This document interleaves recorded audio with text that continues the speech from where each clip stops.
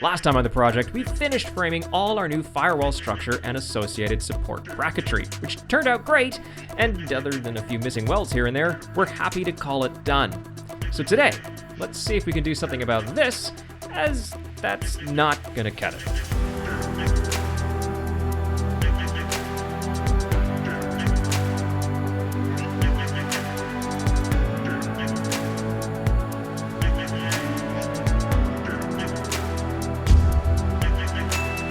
Right, these latches are yesterday's news, but we still really like them. And at least a few of you do too, so fear not, we can address our grievances while preserving these Michelati branded pieces of automotive history. Before we get into the how and why though, let's quickly clarify something from last time. The bends in these tubular supports will let them crush in an accident, rather than push straight back through the firewall. So while the pipe bender may not have produced the best quality results, it's of no concern to me, as if anything, this will only help ensure they crush as intended. Furthermore, the single front mounting bolt is meant to shear away if necessary, while the overbuilt rear connection and internal framing keep the occupant side intact. Of course, all things are relative, but at least we're better off than the factory sheet metal and plastic transmission tunnel. Hopefully that clears everything up then, and we can rest easier. Now, what's my beef with these latches? Well, for one thing, anyone can just waltz up to our car and open the hood, which is just... no, sorry. And while you can buy a lock set for this, it's hardly ideal, as it requires a key and, like the latch, only mounts to the sheet metal. Which brings us to my more crucial point of contention. They're just not safe.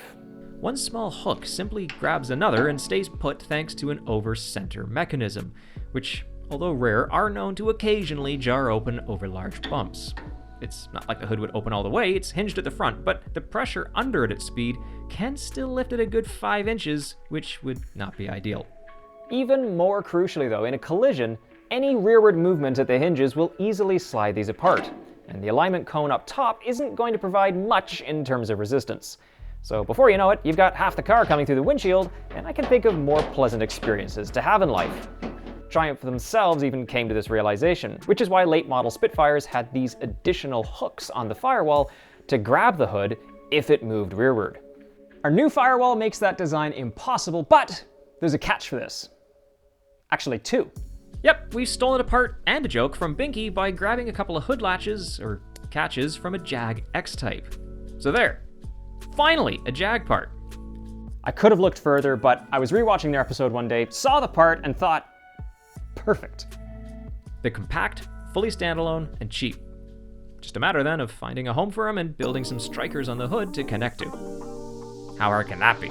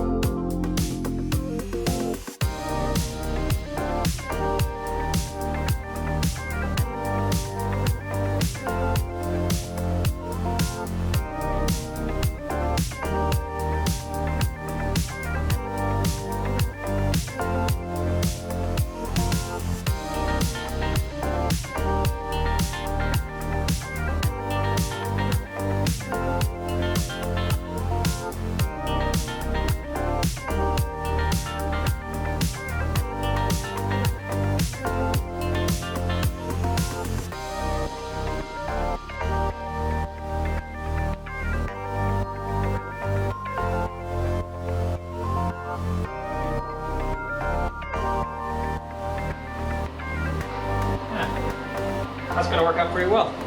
And, That works out pretty well too? yeah, this works out just great.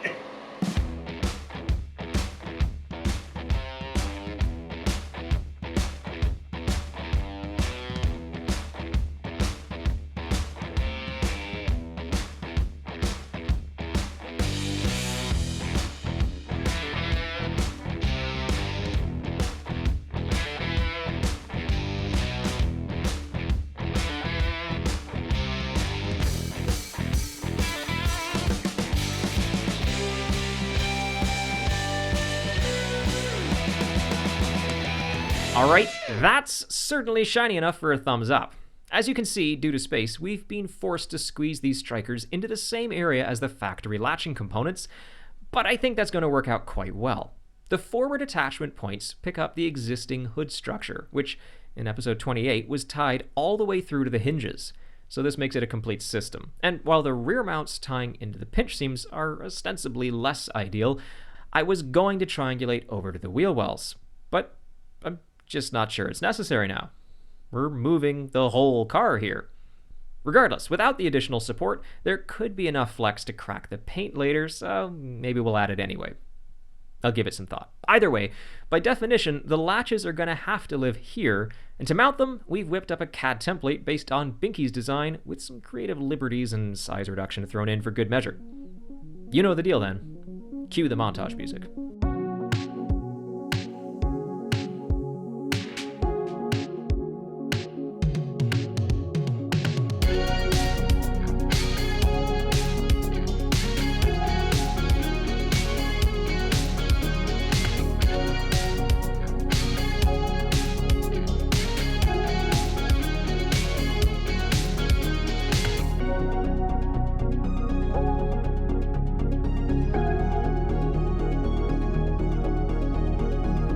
New tool alert! My first Milwaukee. The air tool is yesterday's news. Done with that action. Don't have to fire up the air compressor, get the hose out, and all of that nonsense every time. Cordless. That's the way of the future. I'm going to try to take these holes out nice and oval. That one's going to be a little difficult because it's literally the size of the burr. So I don't know how well that's going to go, but we'll figure that out. On the larger holes, it's working a treat though. Eat, my little friend. Eat!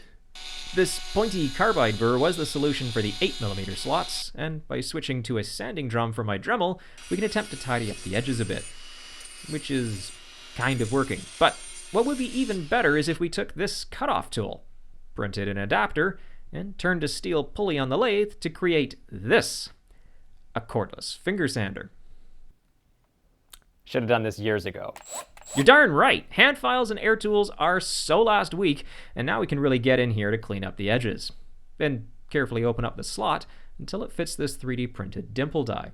Something else I've wanted to try for a while, and thanks to our new machine, we cranked this one out in just over an hour. Other creators have had success using plastic dies, so I had high hopes here. But it looks like 100% infill is a must, as it failed the field test on this 16-gauge steel. That would over double the filament usage, but that's still only $2 worth, so we'll give it another try later, and for now, let's carry on.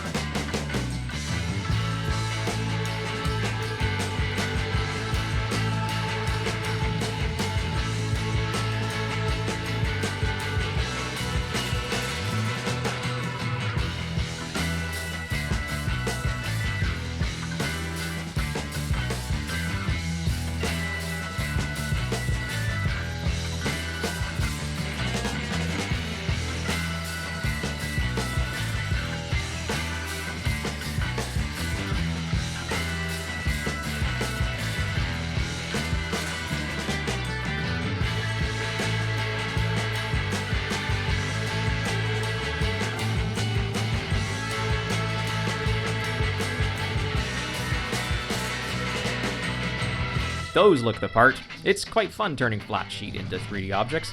And with any luck, they should work too. Which, I think you'll agree, is kind of key.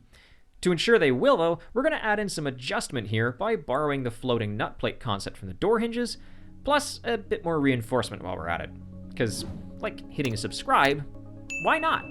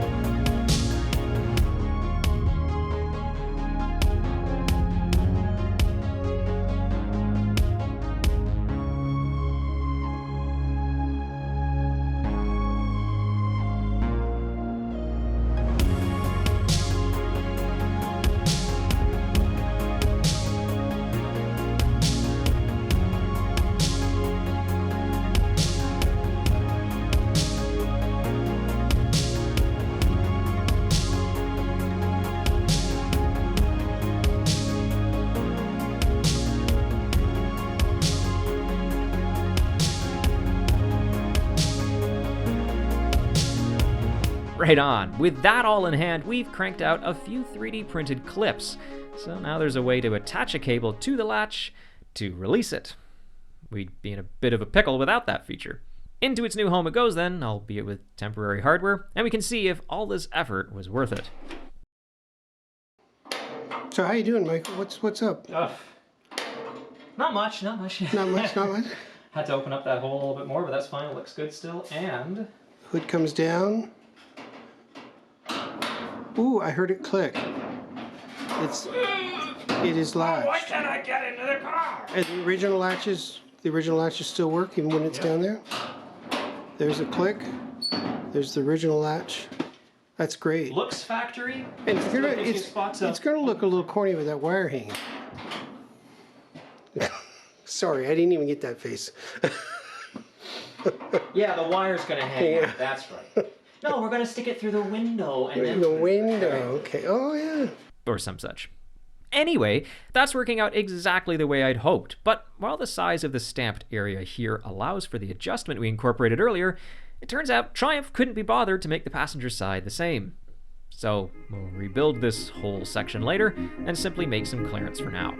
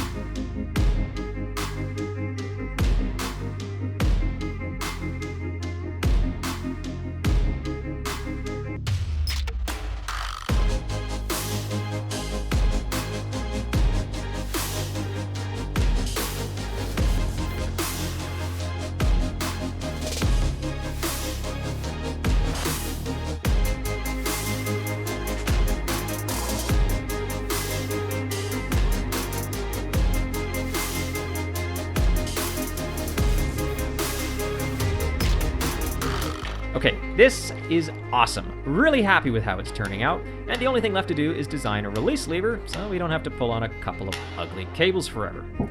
It's Over to Fusion 360 then, and with a bit of fiddling around, we've got what's likely to be version 1 of such a device, complete with a small detail that just makes me happy. As with everything else so far, we're still printing in PLA here, but it is only a prototype to see if it works.